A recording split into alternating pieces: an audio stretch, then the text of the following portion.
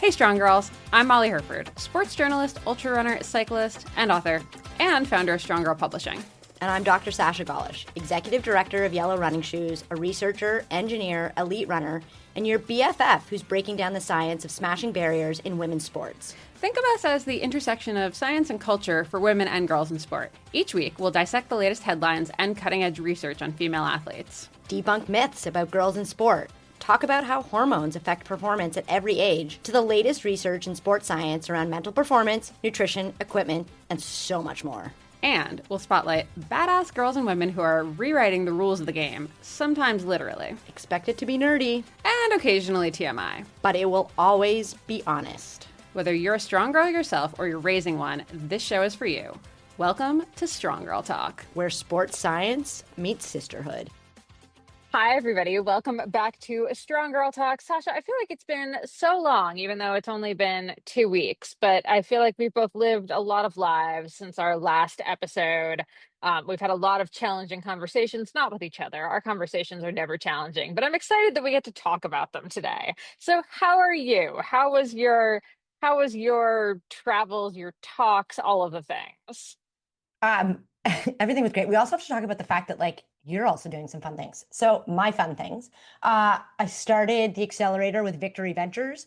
What an incredible group of humans. What a privilege to have some help with Yellow Running Shoes. I then immediately got on an airplane and I actually had to fly to Helsinki and then take a train to Tampere.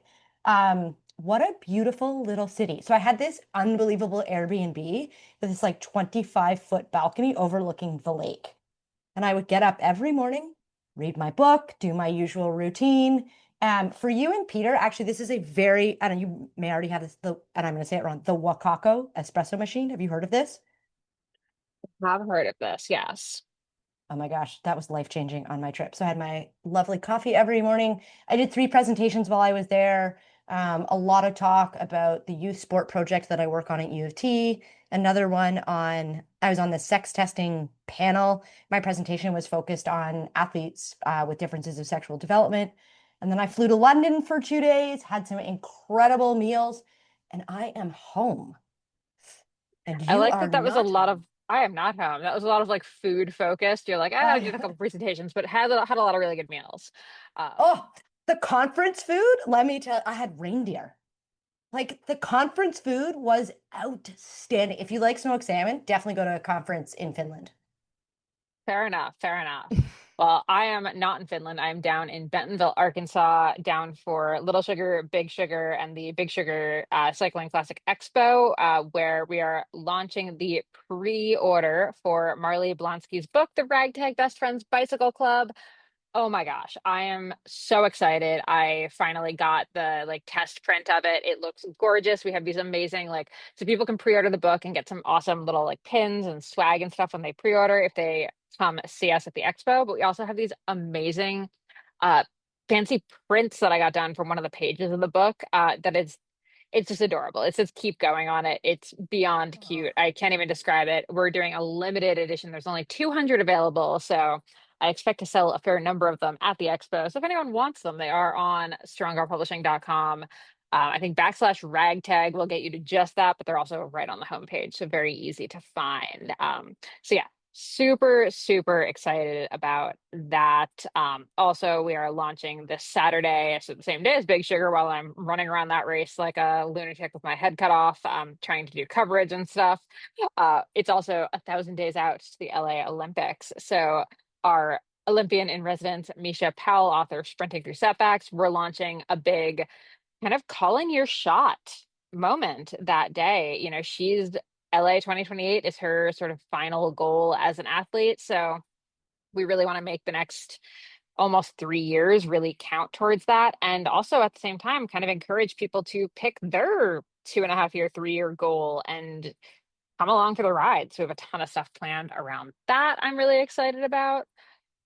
Yeah. Other than that, what's new in sport that you're particularly jazzed on this week? Well, with the 1,000 days to go, I'm gonna celebrate myself here. I am speaking, actually not speaking, I am the panel. So I'm moderating a panel on gender leadership at the Toronto Waterfront Marathon. So Toronto Waterfront Marathon, big event here in Toronto. One year we'll get you to it. Although I get it, Big Sugar's always the same weekend, so maybe we'll pick another marathon that we hang out at. Um, and I will make sure I tie in that 1,000-day goal into my presentation. So thanks for that reminder. In the other world of sports, okay, can I be grouchy for a minute on the topic of We sports? love a I know. grouchy topic. I think we really have to like every week we've been deciding we're gonna kind of cut down on how much we talk about sport as like a whole and really hit like one highlight. And I feel like it's gonna be like one grumpy, one highlight. Oh, I like that. Okay. One grouch, one smile. So my grouches. So last week, Andre DeGrasse, and this is like nothing against Andre, was up at the House of Commons speaking with Adam Van Couverton about the future of sport. So the future of sport in Canada Commission's preliminary report has a whole host of recommendations. And as one of Canada's most decorated Olympians, they invited Andre to speak. But there's a whole host of challenges with that. There were basically only men speaking once again. And then the following day, Prime Minister Mark Carney and Secretary of State for Sport Adam Van Couverton were with FIFA President Infantino. And I learned a lot about Infantino at the Play the Game conference. And it was once again just a reminder of like how different sport could be if we just invited women into the room. And we, as Alexis Ohanian talked about, and as Athlos just happened, when women lead, everybody wins. And I just can't help but think like, well, if men are only leading here, is nobody going to win? 100%. It also begs the question of like, especially if you think about, some of the topics you were speaking on in those conferences and stuff, like so many of them are so led by men. And I think we've done a lot of disservice to women by not having them be really the drivers of these conversations. Castor dropped that. So somebody asked Castor, like, what would you have done differently? And she was like, well, I would have had a woman make a decision about my body instead of a man in her like very Castor way. And I just was like, it quite literally was like she literally turned her mic off. It was like a mic drop moment. The whole room was like, yes, yes, yes. Honestly, yeah, I would love someone who does someone who does big data and is very comfortable with a lot of quantifiable numbers and whatnot. I would love someone to do a little bit of digging on how many comments about any of this sex testing and any of this protecting women's sport stuff come from men versus women, especially women athletes. Like just Oh, putting that out there. I mean, I'm not here's saying that no women are talking about it, but I am saying I would argue that a large percentage of the conversations are not coming from women. wholeheartedly agree. Okay, highlights. Do you have any other lowlights before we move to a highlight? No, I think we can move to the highlight. I like this headline that sports saves democracy. Shout out to Endurance Sportsfire for putting positive spins on things. Shout out to Wasserman, who's like a big sports management agency. They did some research surveying women. They found women's sports fans make up 85% of household purchasing decisions. We knew that about women, right? We know that women make the bulk of household purchasing decisions. To see that kind of number presented in a sport context, though, is always very fun, very exciting. But also, the other new study that they were talking about is that sports fans, and men and women, are more politically engaged and open to cross-partisan connection than others. That was particularly interesting in right now we are obviously in such a divisive political climate for good reason. I am not suggesting that everyone is being like wrong for being partisan on some topics. I am very partisan and not open to conversation on many topics. Um, but I think it does really kind of point to sports fans, I think are maybe able to have these more constructive conversations because of this, whether it is just like shared love of the game. Maybe it is we understand that like just because someone likes the Eagles and I like the Bills or whatever, we both are still like football lovers. So maybe we understand a little bit more of like nuance of that. I don't know. I don't know. No, you're on to something. Laurie Santos talked about that on her The Happiness Project like 2 or 3 years ago, right? Like, why are we so divided on other topics? But like, we can be fans of teams and like both love football. I guess at the end of the day, I'm like, do you not just love people? Could we not just love people? That'd Yeah, be I guess great. that's That'd be great. yeah. Okay, Athlos. Athlos is my highlight. So Athlos happened again last week in New York. Oh my gosh, they did long jump in Times Square. Like, how cool is that? And then, building on, I don't know if it's, I'm not, okay, we'll leave Michael Johnson and Grand Slam, but sort of like building on that idea, there's a league next year, an all women's league. I bet you it's going to be so much fun, all about the women, their outfits, um, artists, both visual, I suspect actually both visual and performing. Yeah, it was such a celebration of sport last week.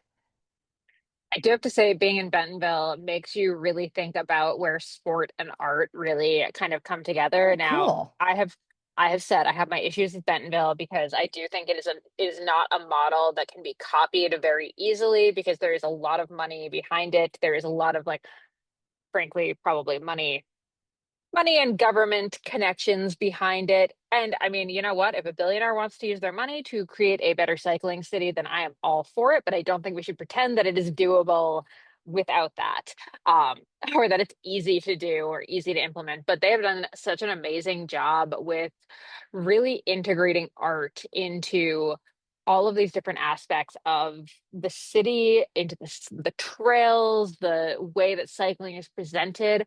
And I do think that like visuals matter. And Athlos, I think, is a great example of that, right? The aesthetic side of it matters. We saw it, if we want to bring it back to like fashion, WNBA walkouts this year. Like this stuff matters, whether or not you want to call the art side of things the more feminine, the like quote unquote girly. You know what? It works, it brings people in, it opens it to more people, it makes it more interesting to more people. Frankly, it sells more, it, raises our economic numbers on this stuff. It provides better sponsorship dollars. Anyway, love it. Love it. And oh my God, if you haven't seen the Athlos long jump thing in Times Square, look up pictures of it because the photography from it is incredible. Like the imagery, it took me a beat to realize it wasn't AI Yeah. because I was Yeah, like yeah. so blown away by the concept. Yeah. Yeah. It was Uh, spectacular. yeah. Okay, let's talk about our topic today, challenging conversations. We thought this would be a fun one because, we're thinking about school has been going for 6 weeks. We did September is really back to school focused. And what happens a few weeks into school, into any sport season, any of that? Often, frankly, there is going to be a tough moment, whether it's a conversation with a friend, a teacher, a coach, a parent. Um, we're through the beginning, the awkward, gangly stages of getting into school, getting onto your team, etc. Now we're into the awkward, you have to tell the coach that you need to skip practice or you can't perform this way or that someone on the team is making you uncomfortable or anything like that. And it sucks. It's hard. Um, so what are your thoughts on the challenging conversation, topic, dynamic, etc.? How I guess actually like let's back up to your childhood. How's your family with challenging conversations? Oh my God, I feel this is like the tortoise and the hare. I think we were tortoises, right? Just like head right back in the shell, just like, what? No, there's nothing happening here. What's going, nothing happening here? No, no.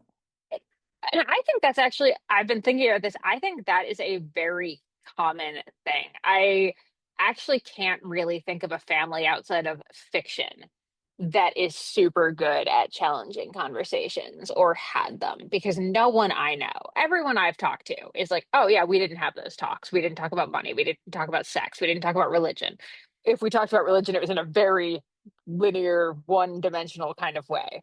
Uh, this one's right. That's all. Um, Oh, we didn't have that conversation, but yeah. yeah, I did not grow up in a house that prioritized difficult conversations. We're pretty big on the tamping down one's feelings. I would say, as a 38-year-old, I still cannot have difficult conversations with my parents or sister. I'm much better having them with anyone else in my life, but I can say that because they don't listen to this podcast. Can't do it with them.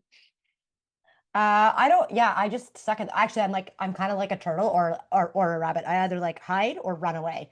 I, like, if we just, like, if I literally, as you were talking, was like, oh, I put my coaching hat on for, we don't teach people how to do this. It's, okay, I took home ec. Why? You got to cook in class and eat snacks. Like, why wouldn't you take this class in high school? Um, that would have been the perfect place to do that. Or in your favorite phys ed class, but not everybody takes phys ed. I think we do such a poor job at actually like training people to do it. We coach them in mentorship. Mentorship often doesn't have challenging conversations. It's all fluffy and you're awesome and blah blah blah blah blah. In coaching, for the longest time, like challenging conversations were, tough guy, stereotypical like white man with a whistle screaming and yelling at you. So, I'm not surprised that like we grew up in a time where challenging conversations just like didn't happen. Well, and not to mention fact that we both grew up as women, as girls. And if there's one thing that girls and I use deep air quotes here, very big air quotes, large air quotes. One thing we're not supposed to do, it's be confrontational, right? It's Yeah. ask for what we need that when that's going to be something that someone else doesn't need or doesn't want, right? Like we've been taught to be people pleasers, and to not be means that we are bad people. And most often, challenging conversations are challenging because you're doing something that the other person isn't going to like. Otherwise, it wouldn't be a challenging conversation. So, I don't even think it's that they aren't going to like it. I think sometimes it's like, okay, I work in feeling. I don't know how to have multiple feelings at a time. You can all laugh at me right now. I think also it's a little bit of like, anyways, for me, and I don't think I'm alone, it's like you're disappointing someone that your feelings are different than what they thought they were going to anticipate them to be. And that's really challenging. And it gets really challenging because people get defensive. And I found when people do that with me, I'm like, no, no, like, there's no intention here. I just need you to know what my feelings are. Like, please, please don't defend it because this actually will just end up in a fight between us.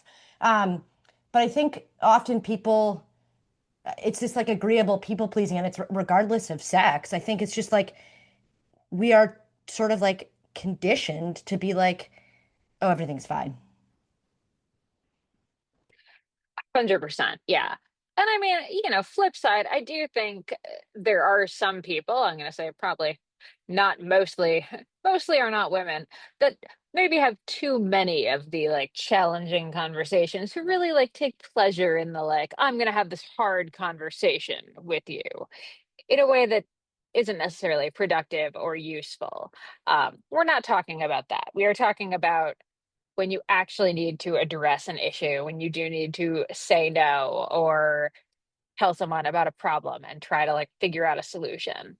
Um, because you have a note in here that a lot of the time with like teams and stuff, we think that if someone isn't speaking up, then everything's cool. Like this is just, we assume that if someone hasn't said something, there isn't a problem. And I think that's totally fair as an assumption, like as far as assumptions go. I don't blame someone for thinking that, because I think it's also a burden women often get placed with, to be able to read people's emotions and pick up on the issues that they're having and open these challenging conversations.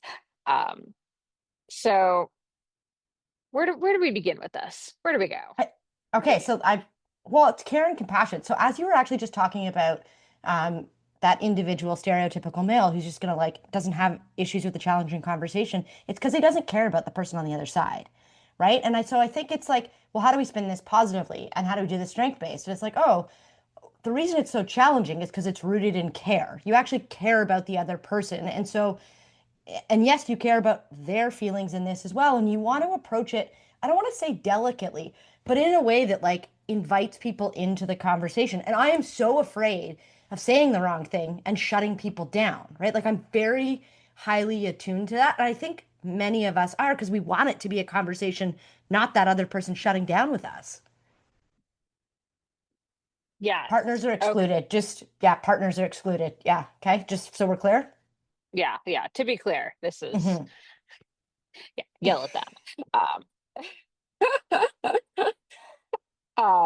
Okay.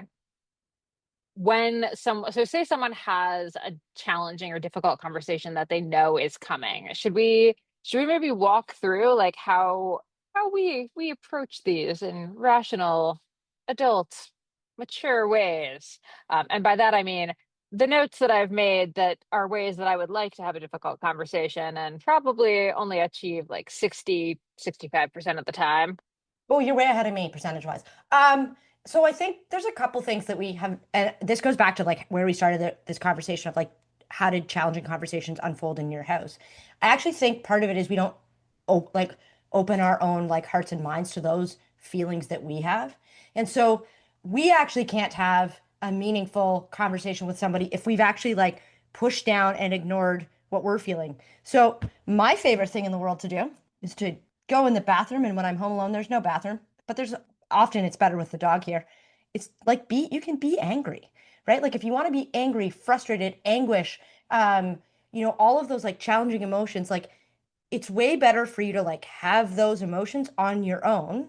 So system one, system two thinking, Amos Tversky, Daniel Kahneman, like have that emotional gut reaction alone or with the dog or in the bathroom or with someone you trust. Like that actually is a really good thing. I think so often we tell people not to do that. And then you go into that challenging conversation and you're basically vibrating because you don't know what to do with these like unpacked emotions.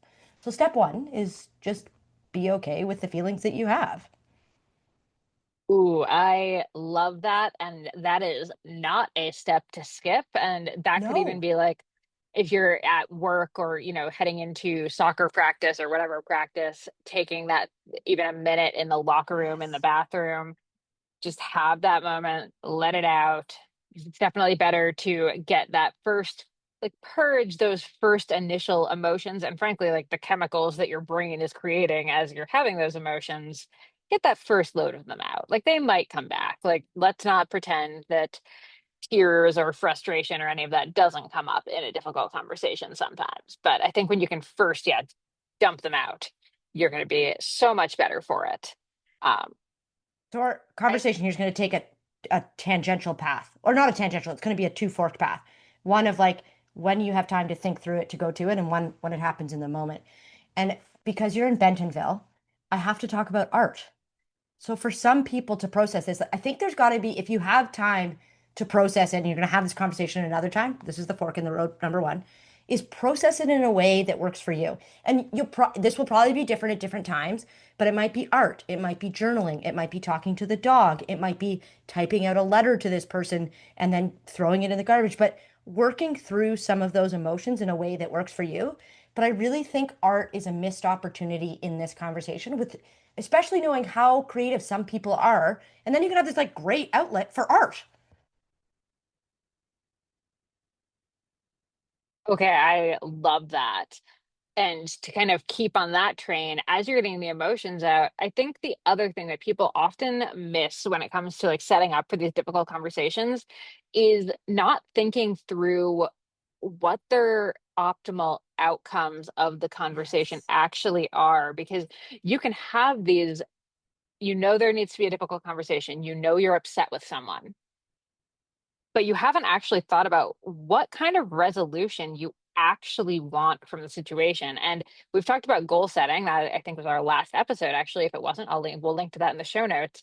But I think this is like a mini goal setting exercise here, right? Like know the goals going into these difficult conversations when you do have the time and space to do it. We're also going to talk about like what happens when you're suddenly cast into a quick hit challenging conversation, but when you're the one instigating the difficult conversation or it's been instigated but like you have time before it, I think it's so important to know how you actually want it to go. What's your A goal? What's sort of like the best case scenario? But then what are like the B and C versions of this? What are the like minimum viable ways this conversation could go?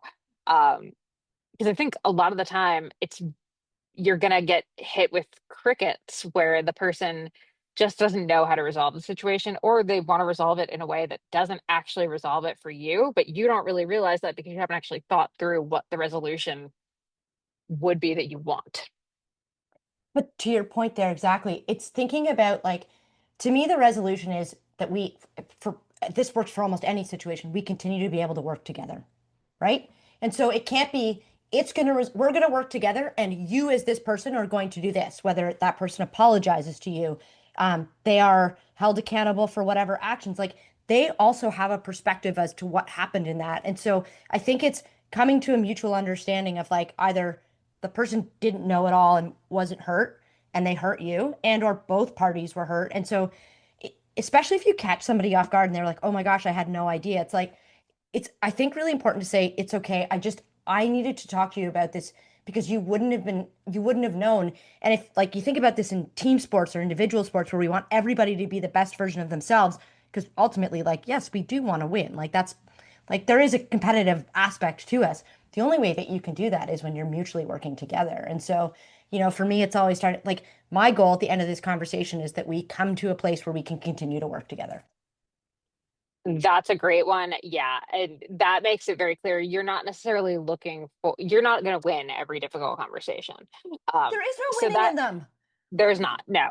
So yeah, rather than thinking about like the exact, like, oh, I want this apology or whatever, it's more like, where do you want this to be like in a week from now, in a day from now, like in 10 months from now?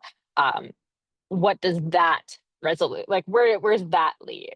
um I think that's way more helpful, and I think helps you kind of get out of the like need for the specific word or the specific action, because your odds are good you're not gonna 100% get that specific action that you are hoping for. um So the let's talk other about some note that examples. Sorry, go ahead. oh, no, go ahead. Like let's talk examples about that first, because I think that'll lead to kind of my next like point about that. So let's talk about teammates, right? Like you're on a track team, um, you're having an issue with one of the other like girls on the team, women on the team. Um, you feel like she's, I don't know, just kind of constantly like, having not been a team athlete, Sasha, I can't make up a good one. You're gonna Okay, have I to give got me an one. example here. No, I'm no, very bad. I've got some great ones. I'm thinking it through the identity factors of the grant we're working on. Uniforms is a good one. So you have this like strong, outgoing person on the team who was like, oh, and this team or individual sport, oh my gosh, I know exactly what uniforms we should all wear next year. They're going to be this top and this bottom. And all of a sudden, you're like, oh, I don't want to wear that. And that's really challenging. And you didn't think about me in this. And what you really have to remember in that moment is that comment wasn't directed at you. It still hurts. I am not minimizing the pain, but having the ability to have a conversation with that individual or with your coach to be like, hey, when we were talking about uniforms, you picked this, but like I'll just chafing, right? Like that causes chafing on me, right? Um, like, and I think that's a really kind of neutral way because it's like, oh, that's great that that works for you, but that's really not going to work for my body type. And then we're not talking about different type, like we're not specific types of bodies, like we're not making it about one person, but we're talking about like what the whole team might need. And this can be in an individual or team sport when it comes to uniforms, so everybody can show up confident. Love it. That's a really good one, because you can see how someone could go into that conversation without their goals going in, just kind of with this gut reaction of just upset. They hate this uniform Yeah. idea, and this is just ruining their desire to be on the team. But if you like take the breath, you take the beat, you take your minute in the bathroom being upset. Because it's funny, because on one hand, you're like uniforms, that's so silly, but as you are learning from the research, oh my God, it is so important and such a huge reason that people stay or leave sport, right? Totally. Like it's a Yeah. very important factor. So I think this is where, yeah, knowing how you want this to go. What is the resolution that you're looking for? Is it as simple as just like, can we look at some other options or consider some alternate Yeah. options? It's not that you have to do the research and like be like, I've looked into and done the pricing and all of like no one is asking you to go that far. Yeah. You can if you want. I'm sure that would actually be very helpful, but like we're just saying know what you want, and that what you want there is alternative options to the shorts because of the chafing situation. There we go. Socks too, maybe sometimes. Um, one of the ones I was thinking of, just in terms of race, is different people show up with different ways that they wear their hair. And I'm thinking about like a soccer, flag football kind of team, basketball team contact sport. And, someone says, ugh, I can't believe that person's hair keeps getting in my way. Right? That would, if that's your hair and you have long flowing, I'm going to be just like luscious hair. So we both have short hair. We're both And like we both look. we don't know what that feels like, but And yeah, and I'm like, and I just would like, I'd love to know what that feels like. Anyways, when we make those comments, we're not making them in a way that's trying to hurt someone else, but it can hurt someone else. And so if you're the person with the long, luscious, flowing locks, that might be hurtful for you. And so how do you say to someone like, "Hey, I was just playing." Like you actually don't have to say there's and I really want to add this. You do not need to apologize for having long hair. Yeah, don't apologize for that. The same way I'm not apologizing for having short hair. Not a thing. Any hair. Have whatever hair you want. Well, but there is, I think, and I'm a Canadian, so like you can laugh at me. There is, and as a woman, there is this expectation that we do apologize for the way that we show up in the world, where there's no intention for it to do anything to somebody else. Somebody else gets offended by it, and the expectation is that where you are the victim, now the other person is the victim, and the expectation is that you apologize to them, and you don't have to. Whoa, a Canadian and a woman saying that you don't have to apologize? I know, like what the? What Yeah. is happening? Agree, agree. To be clear, that was my Canadian sarcasm coming out. I'm practicing, I'm learning. Uh, Okay, but don't learn to apologize. I'm asking you to please learn to not apologize. You can be no polite. apologizing, no You apologizing. you can please and thank you, but no unnecessary apologies. Mhm.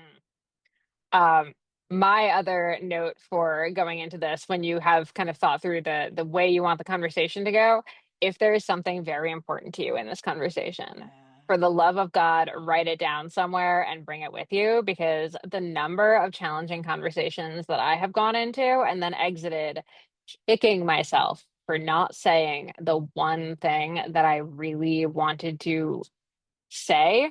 Maybe the conversation even went fine, but then I leave and I just have this like glaring void of just, oh my gosh, this is the thing that I needed to get out and I didn't say it. So fine, we've like solved the problem on the surface, but like that's gonna fester because I didn't get to say my piece about this one thing. If it's important, write it down. And And, no judgment if you have to take out your note card and double check that you said it. and also, okay, so actually, I'm gonna not share family.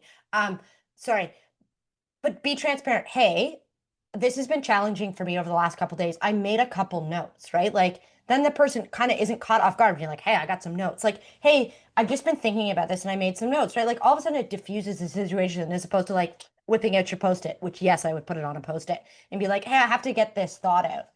Um, but to your point, I think it's really important to tease through those things. And so as you're saying that, it's like I'm going to go all English on you here.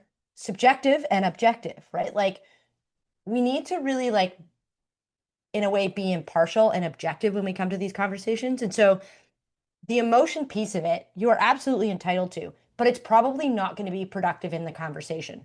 And so how do you do your best job possible at like looking at it objectively? And then going back to like that art, that journaling piece, that like having that conversation elsewhere, that's where you can kind of like work with some of your subjective emotions so that when you have that note on your pen or on your post-it note that you've written with your pen, I will write it in pencil. That it's as objective as possible and not about the person, but about the situation.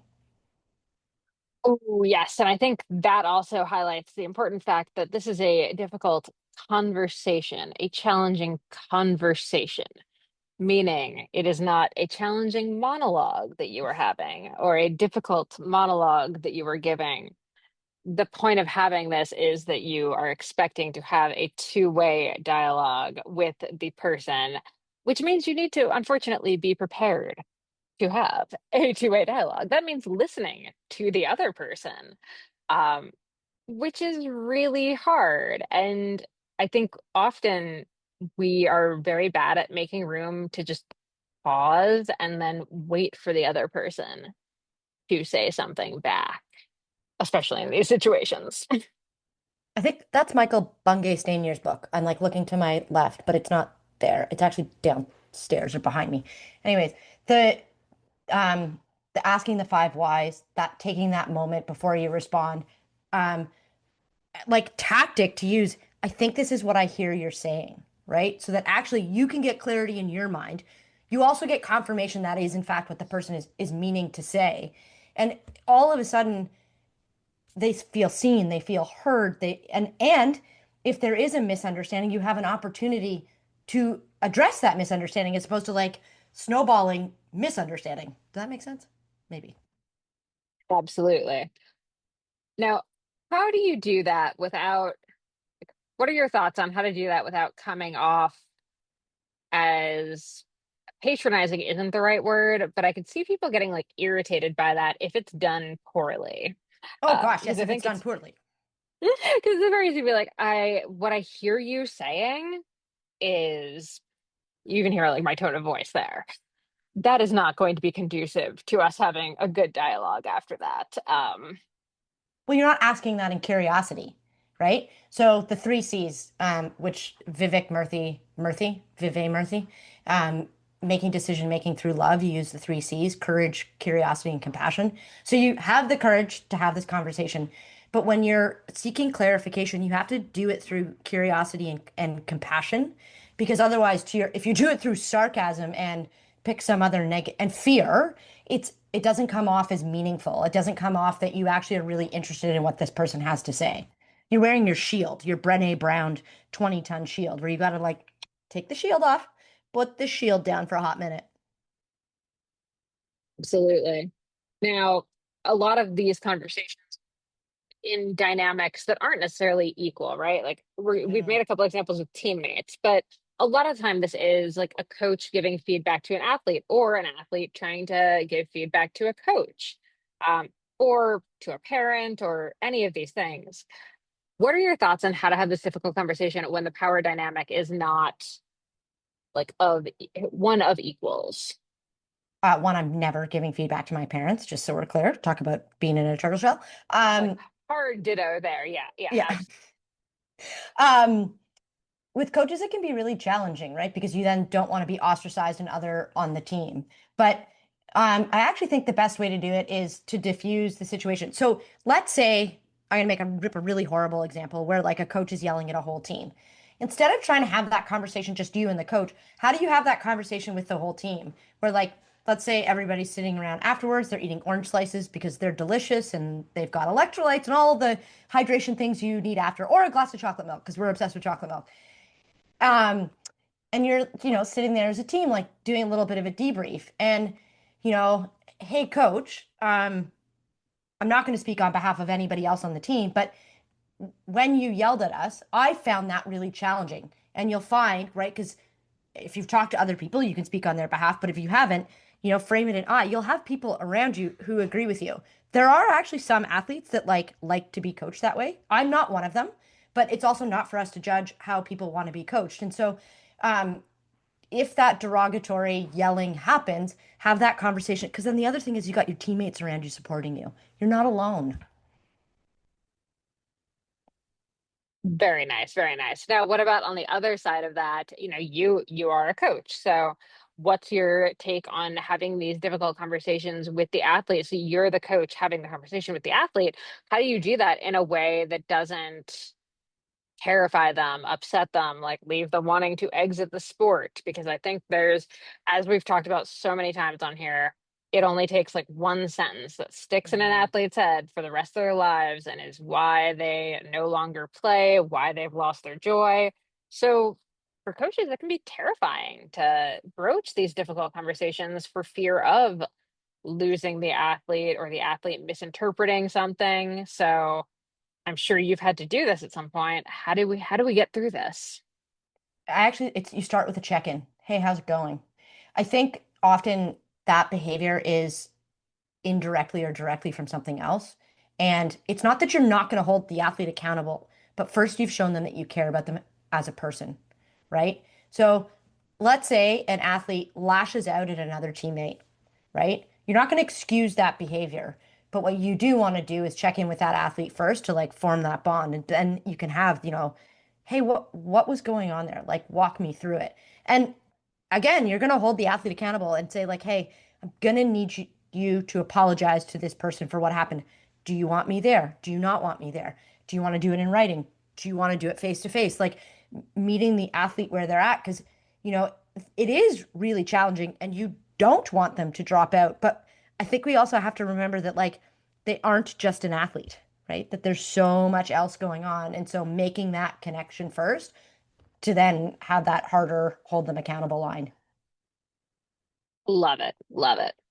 Um, and then I think no matter which side of this like the conversation you're on, one of the things that I have been trying to kind of come to terms with whenever I'm having these difficult conversations is like let's acknowledge some people just suck. Some conversations are just crappy. Some people are jerks, but I do think it's always a good idea to also like take the breath and assume that people aren't out to get you. Assume Yeah. positive intent, right? Because I think that Yeah. makes difficult conversations a lot less fraught feeling when Yeah. you can kind of think of it as like you're having a misunderstanding or just you're just not seeing something exactly eye to eye, but it's not that the other person is a bad human. Yeah. They might have messed up. They could have made a mistake. They could have purposefully done something that was wrong, but at the core, like they are not their actions. They are not a terrible person. For the most part, there are terrible people. Let's be clear. Some Totally. things not okay. But let's go back to our conversations about psychological safety that we had back in the spring, right? Like that's actually how you want to come to the conversation, right? So if you want, like, I think we all owe it to your point that like not the ones that suck, but like generally people have good, if not neutral intentions. And then to set the conversation up, like in trust and respect, like the very foundations of psychological safety. And you can also say in these challenging conversations, like if you start to feel it erode, be like, oh, hold on, let's take a pause. Like I've noticed that like we're not really respecting each other here. And saying that out loud, like I think it just helps diffuse the situation as opposed to like I am so good at just like matching somebody else's like energy and being like, whoa, hold up. I just said something I didn't mean to say. And you're like, we're not respecting each other here. And I think that would just like really change things. And it's okay to like take a pause. Like, so let's go down the road of like what happens when you don't get to prepare and like something happens and you have to have a challenging conversation in the immediacy. Before we started recording, we were laughing at me, slash, I was just laughing at myself about I had to have a challenging conversation today, but I was like, oh, it wasn't that challenging for me. But I had I feel like somebody, it so was the way okay, like the way you yeah, told okay. me, you seemed very stressed. I was stressed about it. Listen, I have a tough time saying no. I have a tough time saying no to people that are good intentioned, but I also have to respect myself, and I'm then not actually going to deliver to this person. So let's go back. So someone asked to meet today, and they asked me if I could be a mentor, and I had to say no. And I didn't say it right away. Like my gut reaction was, no, I can't do this. And at first it was about like, I just don't want to do this. But it actually wasn't that I don't want to do this. It's that I am at capacity with things that got going on. And so I actually cannot deliver to this person in a way that would be meaningful for them. And so sometimes those challenging conversations in the moment actually what you have to do is actually recognize it's about the other person and like their and giving them the best intentions and taking the breath to be like, it isn't about me. This is about you want to help somebody. You can't. It's okay to say no. It's challenging. You have to do it. And if you're someone who constantly does say yes and is more of like a people pleaser, like if you default to, of course I Mhm. can do that, definitely can do that. I think the good challenge to start with is like, don't say yes right away. At minimum, put a pause, give yourself the pause, be like, can I get back to you on it? If Yeah. you have that gut, like, oh, I don't really want to say yes to this, this is difficult. I think it's okay to press pause on what's going to turn into a difficult conversation and come back to it as long as you come back to it, as long as that's not just your tactic for completely avoiding it and just hoping it just disappears into the ether and the person never gets in touch with you again. But I think it's okay to back at like be like sorry, I was not expecting that, can I think about it and get back to you? Yeah, that's a really good point. And so I think, like let's shift into the sports landscape for a second when something happens on the field of play, right? Like, in track and field, like people get tripped. Like there were a bunch of falls at the World Championships. And so like, you know, there are emotions that can come with that. And so how do you have those challenging conversations in the moment? Because like, I mean, I'm thinking about like a rugby game, a soccer game, like team sports where, your own teammate trips you or gets in the way and like that instant fiery reaction that you might have. And it's like, they want to win the game too, right? Like we're here for the same reasons. And that conversation probably shouldn't happen in the middle of the match, but how do you have that conversation after to be like, hey, we had a miscommunication there on the field because you actually might be responsible for whatever collision issue happened on the field. You know, we had a miscommunication on the field. Like, I'd love to know from your perspective what you saw, what you felt, what you heard. Yes, and I think that's actually such a great intro. Again, it's not coming into it with this combative thing. It's coming in Right. asking for coming to a mutual understanding. And I think that's what we want out of these difficult conversations is to come to a mutual understanding, even if it doesn't mean that you win the conversation or however you want to put it. Oh, my competitive Molly. Okay, I know. we need to talk about what happens in your body when you don't have these conversations, right? Like, there is, you and I both are like, I'll just be a turtle or I'll just be a rabbit and I'll run away, right? Like, but it's that festering resentment, right? And then if you're team sport, individual sport, whatever it is, like that breeds toxicity in what you're doing and it erodes not just your relationship, but potentially the relationships around you. Yeah, and that's not just like an emotional thing. I think we do see that manifest itself in the body, right? Like everyone knows that gut feeling you get when you're about to have a difficult conversation or someone is just like annoying you for the millionth time and you've never mentioned why they're annoying you and now you just have this knot in your belly or this headache that just starts before you go home because you know exactly what you're walking into with the family member, for example. Um, these are physical manifestations, and Totally. if that's happening to you in your sport, like that's potentially gonna really mess with like how you feel playing and how you're able to perform. So it's not just like, ah, this is like a feel good conversation. This is you need to have this to actually be good at your sport. I'm like looking behind me. So I ordered this shirt and you're gonna be like, what does this have to do with it? So I think you could says play with love. From You Can Play. So You Can Play is this great organization. It's US and Canada based.